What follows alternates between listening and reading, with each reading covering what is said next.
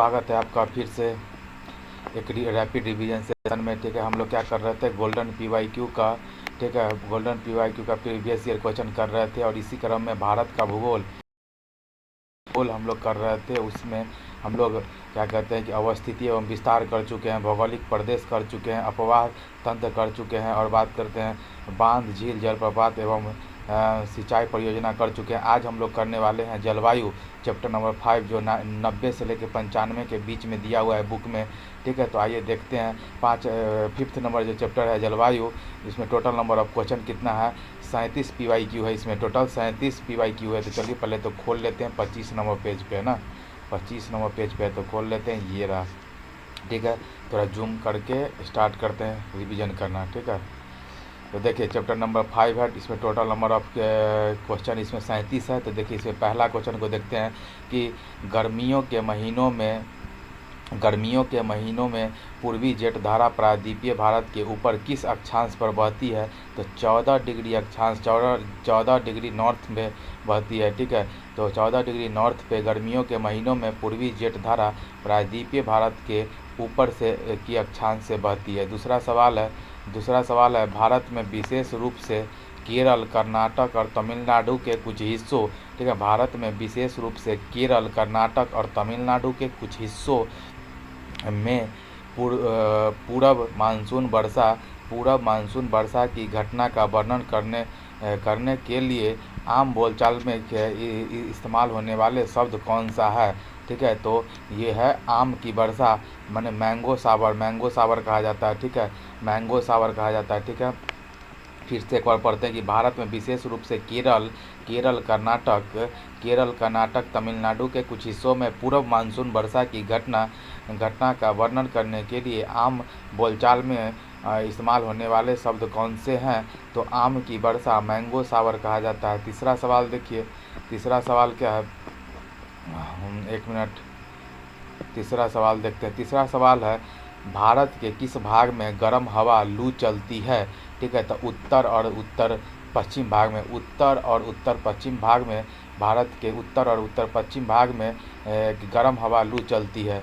ठीक है, चौथा है निम्नलिखित में से कौन सा भारत में लौटते मानसून से संबंधित है। निम्नलिखित में से कौन सा भारत में लौटते मानसून से क्या कहते हैं कि संबंधित है। तो यह है अक्टूबर की गर्मी। ठीक है, निम्नलिखित में से कौन सा भारत में लौटते मानसून से संबंधित है, लौटते हुए मानसून से संबंधित कौन सा है। तो अक्टूबर की गर्मी। ठीक है, मानसून के पीछे हटने या लौटते जाने से मानसून का निवर्तन कहा जाता है। भारत में लौटते मानसून का संबंध अक्टूबर की गर्मी से है। ठीक है, तो ये बात हो गया। अगला सवाल देखते हैं, सवाल 5वां है भारत के किस क्षेत्र में, ठीक है, भारत के किस क्षेत्र में ग्रीष्म ऋतु में कम वर्षा होती है। मतलब गर्मी के दिनों में कम वर्षा होती है, लेकिन वापस लौट रही उत्तर पूर्वी, ठीक है, उत्तर पूर्वी हवाओं के कारण सर्दियों के मौसम में भारी वर्षा होती है। तो ये हो जाएगा आपका पूर्वी तटीय क्षेत्र, जो तमिलनाडु का क्षेत्र है ना, तमिलनाडु आंध्र प्रदेश वाला क्षेत्र, उसमें पूर्वी तटीय क्षेत्र पे होता है। ठीक है, 6ठा नंबर सवाल देखते हैं। ठीक है, 6 नंबर सवाल क्या है कि किस स्थान की जलवायु निम्नलिखित में से किसके द्वारा प्रभावित नहीं होती है। किसी स्थान की जलवायु निम्नलिखित में से किसके द्वारा प्रभावित नहीं होती है। मिट्टी के प्रकार, समुद्र से दूरी, ये तो होगा ये स्थान या उच्चावच। ठीक है, तो हमको तो लग रहा है कि इसमें समुद्र से दूरी एकदम मैटर करेगा, स्थान भी इफेक्ट डालेगा, उच्चावच, ठीक है, ट्रोपोस्फेयर भी क्या कहते हैं कि फर्क डालेगा। ठीक है, लेकिन मिट्टी का प्रकार से इसका कोई लेना देना नहीं है, तो ये आंसर हो जाएगा। 6ठा 7वां नंबर क्या बोलते हैं कि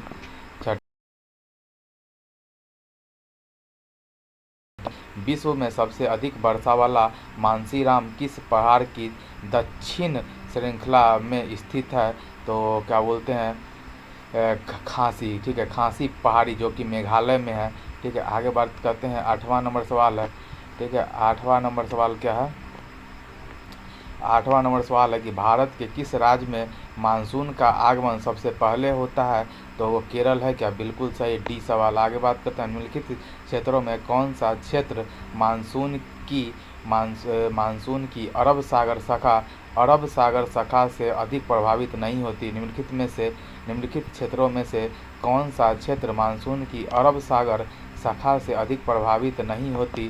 ठीक है, तो कौन सा नहीं होता है भाई? छत्तीसगढ़ बेसिन।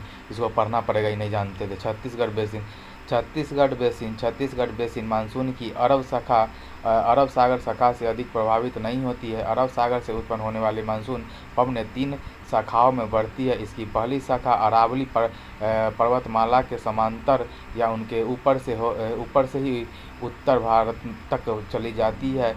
इसकी दूसरी भाषा विंध्य पर्वत से टकराने के बाद गुजरात, मध्य प्रदेश और क्या बोलते हैं मध्य भारत में वर्षा कराती है। इसकी तीसरी शाखा सौराष्ट्र, प्रायद्वीपीय और कच्छ में से टकराती है। अरावली के साथ साथ पश्चिमी राजस्थान को लांघती हुई और कुछ कम वर्षा करती है। लेकिन छत्तीसगढ़ क्या होता है कि वृष्टि छाया क्षेत्र में पड़ जाता है, इस कारण से वर्षा नहीं होती है। बात करते हैं इंटर ट्रॉपिकल कन्वर्जेंस। ठीक है, convergence inter tropical convergence zone ITCZ। ठीक है, ITCZ inter tropical convergence zone ITCZ एक निम्न वायुदाब पेटी स्थित है। कहाँ पे? इंटर ट्रॉपिकल कन्वर्जेंस जोन, जिसको ITCZ एक निम्नलिखित दाब पेटी स्थित है। कहाँ पे? तो भूमध्य रेखा पे। ठीक है, भूमध्य रेखा पे inter tropical convergence zone ITCZ वायु पट्टी है। ठीक है, आगे समझते हैं 11 नंबर सवाल क्या है। 11 नंबर सवाल कि भारत की सर्वाधिक वर्षा मुख्यतः प्राप्त होती है। ठीक है, भारत की सर्वाधिक वर्षा मुख्यतः प्राप्त होती है, तो कौन सा हो जाएगा? दक्षिण पश्चिम मानसून से सी हो जाएगा आंसर। आगे देखते हैं 12 नंबर सवाल है कि उत्तर पूर्वी मानसून से सबसे अधिक वर्षा प्राप्त करने वाला राज्य कौन सा है? उत्तर पूर्वी मानसून से सबसे अधिक वर्षा प्राप्त करने वाला कौन हो जाएगा? तमिलनाडु हो जाएगा, क्योंकि पहले वृष्टि छाया में ही था, तो इस बार तो धरा जाएगा। ठीक है, तमिलनाडु में ठंडा में बारिश होगा। 13 नंबर सवाल है कि आम्र वर्षा मैंगो सावर संबंधित है आमों की बौछार से कि आम का टपकना, या बिहार एवं बंगाल में मार्च अप्रैल में होने वाला वर्षा, या फिर आम की फसल से? तो आम की फसल से, डी है इसका आंसर। आम वर्षा मैंगो सावर संबंधित है आम की फसल से। ठीक है, आम की फसल से। ठीक है, इसको थोड़ा सा पढ़ना पड़ेगा, क्या लिखना है कि मानसून को पीछे हटने या लौटे जाना मानसून का विवर्तन कहलाता है। वापस लौट रही उत्तरी पूर्वी मानसून पवनें अक्टूबर में नवंबर के बीच बंगाल की खाड़ी के पास पार करते समय नमी ग्रहण कर लेती है और ठीक है, और पूर्वी तटीय क्षेत्र तमिलनाडु, दक्षिण आंध्र प्रदेश, दक्षिण वर्षा कराती है। ठीक है, इसमें भाई आम के बारे में कोई चर्चा नहीं है। किसी स्थान की जलवायु निम्नलिखित में से किसके द्वारा प्रभावित? एक मिनट, गलत हम लोग फिर से आ गए हैं। 1 मिनट रुक जाइएगा भाई जी। ठीक है, 1 मिनट, कहाँ तक हम लोग थे? खास ये कर चुके थे, आम्र वर्षा हो गया था ना, आम्र वर्षा हो गया था। ठीक है, यहाँ से चालू करते हैं। ठीक है, 14 नंबर सवाल है कि भारत में वर्षा 1 मिनट, ये सब किए हैं कि नहीं कर चुके हैं क्या? नहीं, आइए चलिए शुरू करते हैं। 14 नंबर सवाल है कि भारत में वर्षा सर्वाधिक 10 क्षेत्र में होता है। तो भारत में सर्वाधिक वर्षा कौन से क्षेत्र में होता है? तो ये पश्चिमी घाट, हिमालय क्षेत्र तथा मेघालय में। ठीक है ना, पश्चिमी घाट, हिमालय क्षेत्र एवं मेघालय में होता है। ठीक है, अगला सवाल है 15 नंबर सवाल है कि थोड़ा सा हम लोग भटक गए थे 1 मिनट के लिए। ठीक है, अगला 15 नंबर सवाल है कि निम्नलिखित में से कौन सा कारण भारत के उत्तर पश्चिम भाग में शीत ऋतु में होने वाली वर्षा के लिए उत्तरदायी है? निम्नलिखित में से कौन सा कारण भारत के उत्तर पश्चिम भाग में शीत ऋतु में होने वाले वर्षा के लिए उत्तरदायी है? तो बात करते हैं पश्चिमी विक्षोभ। ठीक है, निम्नलिखित में से कौन सा कारण भारत के उत्तर और पश्चिम, ठीक है ना, उत्तर और पश्चिम किधर हो जाएगा? इधर। तो उत्तर पश्चिम भाग में शीत ऋतु में वर्षा होने का उत्तरदायी है, तो वो हो जाएगा पश्चिमी विक्षोभ। ठीक है, वेस्टर्न डिस्टर्बेंस। आगे बात करते हैं सवाल, अगला सवाल है। ठीक है, अगला सवाल क्या है भाई, थोड़ा सा देख लेते हैं अगला सवाल।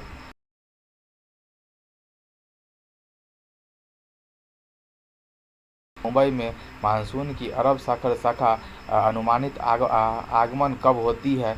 ठीक है, मुंबई में मानसून की अरब सागर शाखा का अनुमानित आगमन कब होता है? तो देखिए पूरे भारत में 10 जून के आसपास फैल जाता है ना दक्षिण पश्चिम मानसून, तो 10 जून। आगे बात करते हैं भारत में सर्दी के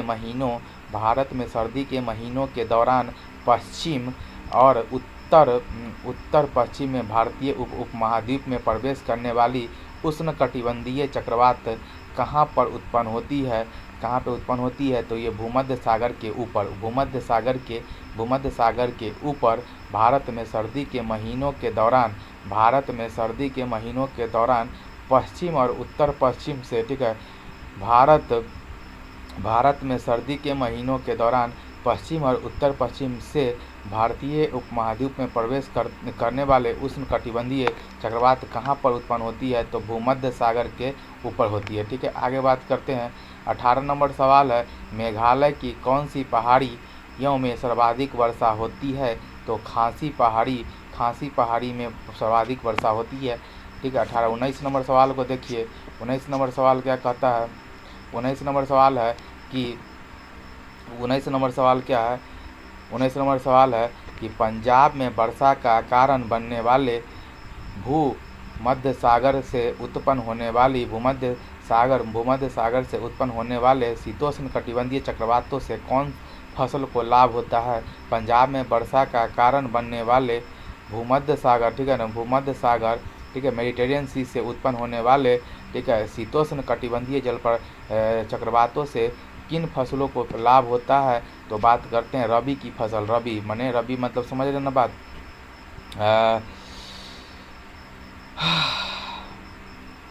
रबी मने हो जाएगा ठंडे के दिन वाला ना, ठंडा। तो पंजाब में वर्षा का कारण बनने वाले भूमध्य सागर से उत्पन्न होने वाले शीतोष्ण कटिबंधीय चक्रवातों से किस फसलों को लाभ होता है? तो ठंडा में कौन फसल होता है? रबी होता है, तो रबी को फायदा होगा। आगे बात करते हैं। 20 नंबर सवाल है कि भारत में मानसून निवर्तन किस महीने के दौरान होता है?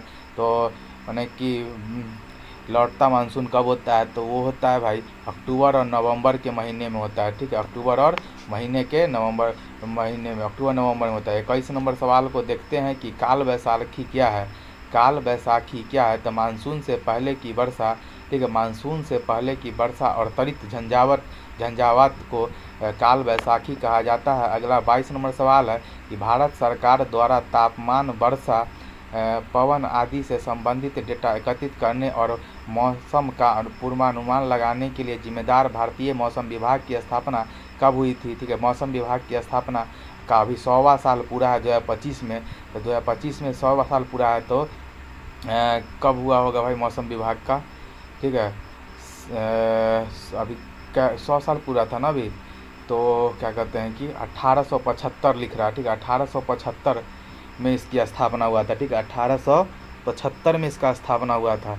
ठीक है, 1875 में, ठीक है, 1875 में किसका स्थापना हुआ था? मौसम का पूर्वानुमान लगाने वाले जिम्मेदार भारतीय मौसम विभाग का, ठीक है, 1875 में हुआ था। ठीक है, आगे बात करते हैं। 23 नंबर सवाल है कि दिल्ली और पटना के बीच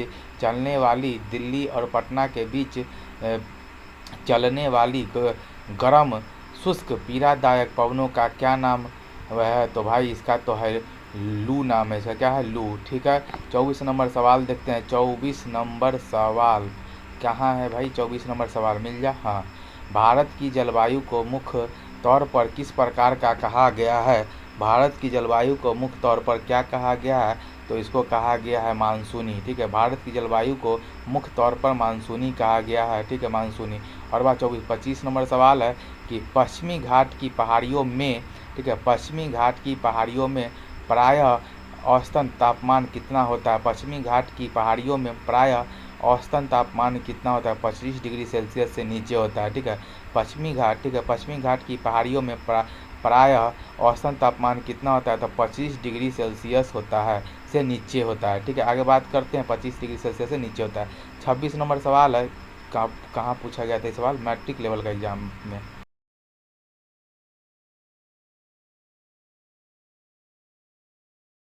अनुसार परिवर्तन को डैश कहते हैं? एक वर्ष के दौरान वायु की दिशा में ऋतु के अनुसार परिवर्तन को क्या कहा जाता है? इसको कहा जाता है मानसून। इसको क्या कहा जाता है? मानसून।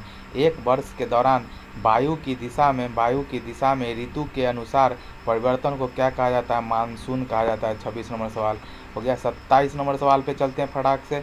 27 नंबर सवाल क्या है भाई? 27 नंबर है, कोपेन की जलवायु वर्गीकरण योजना के अनुसार शुष्क जलवायु को अर्ध शुष्क क्षेत्रों के लिए बड़े अक्षर एस या स्टेपी और डैश क्षेत्र के लिए डब्लू का उपयोग करके उपविभाजित किया जाता है। तो डब्लू से क्या हो जाएगा? तो भाई डब्लू से तो रेगिस्तान हो जाएगा, ठीक है। स्टेपीज घास का मैदान के लिए, स्टेपी के लिए एस और डब्लू से होता है रेगिस्तान, ठीक है। तो कोपेन के जलवायु वर्गीकरण के अनुसार छोटे अक्षर ए बी सी डी तापमान की उग्रता वाले भाग को दर्शाता है, ठीक है। आगे बात करते हैं कि तापमान की कम वार्षिक सीमा और उच्च वार्षिक वर्षा डैश की विशेषता है। तापमान की कम वार्षिक सीमा तथा उच्च वार्षिक वर्षा कहाँ की विशेषता है भाई? तो ये हो जाएगा आपका उष्णकटिबंधीय आर्द्र जलवायु कर्क रेखा और मकर रेखा के बीच पाई जाती है। उष्णकटिबंधीय आर्द्र जलवायु मकर रेखा और कर्क रेखा के बीच पाई जाती है। संपूर्ण वर्ष सूर्य के ऊर्ध्वाधर तथा अंतर उष्णकटिबंधीय क्षेत्र की उपस्थिति के कारण यहाँ की जलवायु उष्ण एवं आर्द्र रहती है। यहाँ बारिश समांतर बहुत कम और तथा वर्षा अधिक होती है, ठीक है। आगे बढ़ते हैं कि आम्र वर्षा भारत के किस राज्य में सामान्य घटना है, ठीक है। आम्र वर्षा कहाँ का सामान्य घटना है? तो ये केरल एवं कर्नाटक में आम्र वर्षा भारत के लिए राज्य में सामान्य घटना है, ठीक है। केरल और कर्नाटक के राज्य में सामान्य घटना के तौर पर आम्र वर्षा होती है, ठीक है। 29 हो गया। 30 नंबर सवाल पे चलते हैं। 30 नंबर सवाल है कि झारखंड में वर्षा किस मानसून से होती है? झारखंड में वर्षा किस मानसून से होती है? तो क्या बोलते हैं कि ये होती है दक्षिण पश्चिम मानसून से होती है, ठीक है। झारखंड में वर्षा किस मानसून से होती है? तो दक्षिण पश्चिम मानसून से। आगे बात करते हैं कि भारत में निम्न में से किस तटीय क्षेत्र में उत्तर पश्चिम मानसून से वर्षा होती है? भारत में निम्न में से किस तटीय क्षेत्र पर? तो भाई अपना कौन सा हो गया इधर? कोरोमंडल तट हो जाएगा, ठीक है। कोरोमंडल तट हो जाएगा। तमिलनाडु वाला तट को क्या बोला जाता है? कोरोमंडल तट बोला जाता है, ठीक है। 31 नंबर हो गया। 32 नंबर सवाल क्या है? मानसून शब्द की उत्पत्ति हुई है, ठीक है। मानसून शब्द अरबी का भाषा का है। मानसून शब्द की उत्पत्ति अरबी भाषा से हुई है, ठीक है। अगला सवाल देखते हैं फटाक से। अगला सवाल 33 नंबर सवाल है कि भारत के कौन से क्षेत्र उत्तरी पूर्वी मानसून से वर्षा प्राप्त करते हैं? भारत के कौन से क्षेत्र उत्तरी पूर्वी मानसून से वर्षा प्राप्त करते हैं? तो क्या बोलते हैं कि इसका आंसर हो जाएगा इसका हो जाएगा ए सी है क्या इसमें? ए सी डी कहता है, ए सी डी है। क्या बोलते हैं कि दक्षिण कौन सा उत्तरी पूर्वी मानसून है ना, तो उससे तमिलनाडु तट तो हो ही जाएगा। सी दक्षिण आंध्र प्रदेश बगल में है, वो भी हो जाएगा। और दक्षिण और पूर्वी, ठीक है। दक्षिण पूर्वी कर्नाटक भी आ जाएगा थोड़ा सा, ठीक है। ए सी डी हो जाएगा, ठीक है। आगे बात करते हैं ए सी डी, ठीक। आगे बात करते हैं 34 नंबर सवाल है कि भारत में काल बैसाखी वर्षा की सर्वाधिक घटित होने की अवधि है। भारत में काल बैसाखी तो मानसून से पहले हो जाता है, तो मानसून से पहले होगा माने जून से पहले हो जाएगा ये ना, तो जून से पहले हो जाएगा तो क्या हो जाएगा? मध्य मार्च से लेके मध्य अप्रैल के बीच में, मध्य अप्रैल के बीच में होगा। 34 नंबर सवाल हो गया। 35 नंबर सवाल को देखिए फटाक से। 35 नंबर सवाल कहाँ है भाई? 35 नंबर सवाल है कि जुलाई में अंतः उष्णकटिबंधीय अभिसरण क्षेत्र ITCZ, जुलाई में अंतः उष्णकटिबंधीय अभिसरण क्षेत्र ITCZ स्थित होती है, ठीक है। जुलाई में, ठीक है। कहाँ होती है भाई? तो ये होती है 20 डिग्री उत्तर से 25 डिग्री उत्तर अक्षांश के आसपास, 20 डिग्री उत्तर से 25 डिग्री उत्तर अक्षांश के आसपास होता है। जुलाई में अंतः उष्णकटिबंधीय अभिसरण क्षेत्र ITCZ स्थित होती है 20 डिग्री से 25 डिग्री उत्तर अक्षांश के आसपास, ठीक है। आगे बात करते हैं निम्नलिखित युगों में से कौन सा एक सही सुमेलित नहीं है? तो मालाबार तट, ठीक है। मालाबार तट क्या कहते हैं, कोरोमंडल तट, और कोंकण तट, उत्कल तट, ठीक है। तो इसका देखिए मालाबार तट का सही सुमेलित नहीं है, तो देखो मालाबार तट का AMW सही है, AMW मालाबार तट का AMW, ठीक है, AMW मालाबार तट का सही है। कोंकण तट का कोरोमंडल तट का AS होता है, ठीक है। कोरोमंडल तट का क्या होगा, AS, ठीक है। ये कोपेन का जलवायु का जो कोड है ना वो है कोपेन का, ठीक है। तो कोरोमंडल तट का AS होता है, ठीक है, AS। और मालाबार तट का AMW हो जाएगा AS। और कोंकण तट का हो जाएगा BSHW B नहीं, तो इसका कोंकण तट का BSW नहीं होता है, उत्कल तट का AW है, उत्कल तट का AW सही है, AW। तो C गलत है। कोंकण तट का क्या होता है भाई, कोंकण तट का क्या होता है मतलब, तो ये देखना होगा, ठीक है, ठीक है। तो ये हो गया कोंकण AMW, ठीक है।